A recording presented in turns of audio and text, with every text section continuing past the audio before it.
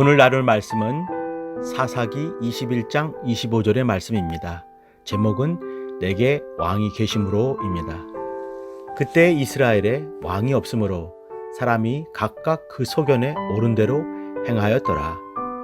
본문은 사사기의 마지막 구절입니다.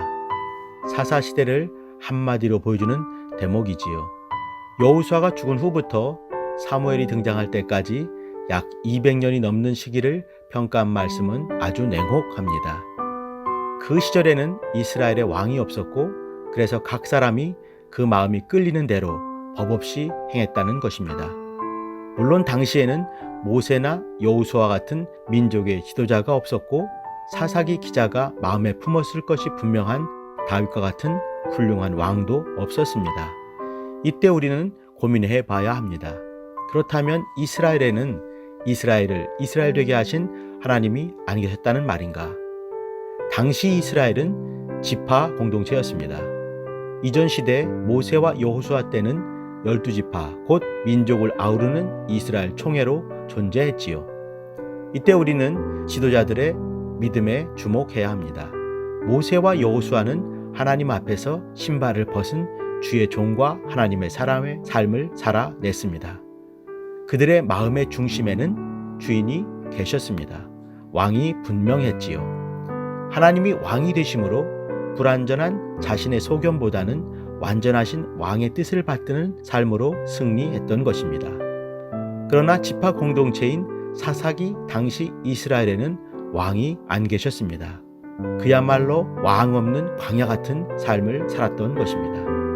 모세와 여호수아의 이스라엘 총회는 40년간 광야에서도 하나님을 왕으로 섬기며 어떤 의미에서 궁정 같은 삶을 살았습니다.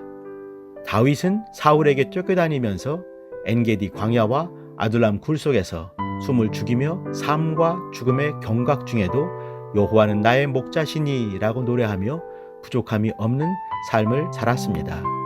예레미야와 다니엘과 에스겔을 보더라도 적국의 포로로 있지만 그들은 마음을 정하고 왕 되신 하나님을 놓치지 않았습니다. 믿음은 어떤 지경에서도 왕을 잃어버리지 않는 것입니다. 오늘을 사는 우리도 각자 삶의 정황 가운데 던져져 살 것입니다. 많은 사람은 자기 소견에 좋은 대로 살고 어떤 적은 무리는 좁고 협착하지만 왕이 기뻐하시는 길로 뜻을 정하고 왕과 함께 갈 것입니다. 이때 세상은 왕의 뜻을 섬기는 자들을 통해 왕을 볼 수 있어야 합니다. 왕의 사심을 삶으로 고백하는 선한 사람을 통해 세상은 부끄러움을 당해야 합니다. 언행심사로 왕의 영광을 드러내는 사람을 통해 세상에서 왕이 높임을 받으셔야 합니다.